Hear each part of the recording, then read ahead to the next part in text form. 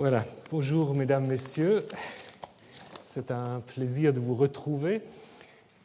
Après Abraham qui nous a occupés pendant 2 ans, nous allons aborder une question ou un sujet peut-être encore plus compliqué que l'histoire d'Abraham, celle du Dieu d'Abraham, pas seulement du Dieu d'Abraham, mais aussi du Dieu d'Israël.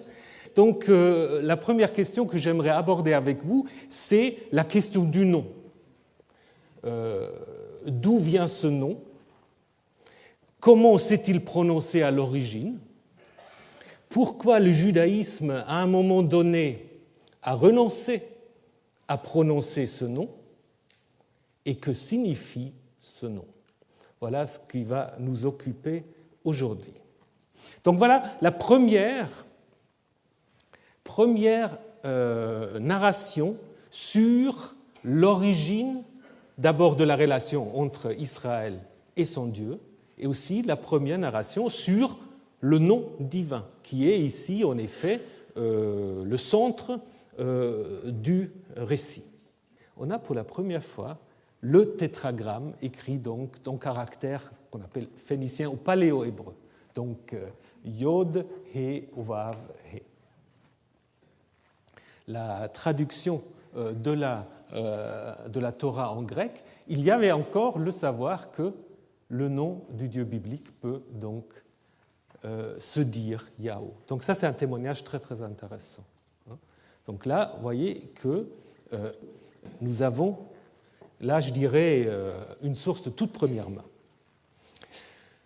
D'autres sources se trouvent du 1er siècle de l'ère chrétienne dans la bibliothèque de Diodore de Sicile, donc historien, pas chrétien.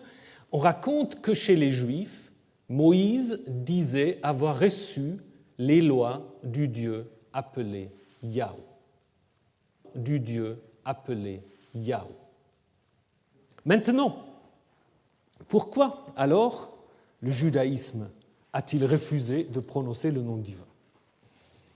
La question à partir des noms théophores, s'il n'y a peut-être pas à l'origine des distinctions géographiques, la terminaison Yod Vav, Yod W, qui est dans les documents assyriens translittérés Yahou, pointe plutôt vers le nord, alors que Ya ou Yahou plutôt vers le sud. Donc on peut en effet très bien imaginer qu'il y a des différences de prononciation. D'ailleurs, la Bible raconte d'autres histoires où le ciboulette ou le chiboulette, on le prononce un peu différemment si on vient d'un côté ou de l'autre.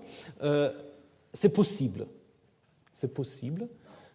Donc, une sorte de retour aux sources d'une certaine manière. Donc, du coup, le tétragramme, peut-être, avec les 4 lettres, c'est peut-être au moment de la fixation du texte consonantique une sorte de tentative déjà de distinguer ce nom qui deviendra bientôt imprononçable. Seulement ce que je voulais vous montrer là, que vous avez à la fois Adonai, donc la substitution dont je vais vous en parler dans un moment, et encore le Yahweh, donc qu'on a ici donc mis ensemble. Et en fait, la lecture erronée Yehovah, que vous connaissez peut-être, qui continue à hanter certaines Bibles ou même certains discours, c'est simplement une lecture erronée des voyelles venant d'un autre mot avec les 4 consonnes. Donc on a essayé en fait de combiner ces Yod, He, W, He avec les voyelles qui ont été mises, et ça donne quelque chose comme Yehovah. Yehovah, donc, c'est donc clairement une prononciation erronée. Alors, je vous souhaite donc une bonne semaine et je vous retrouve la semaine prochaine pour la signification du nom et pour son origine.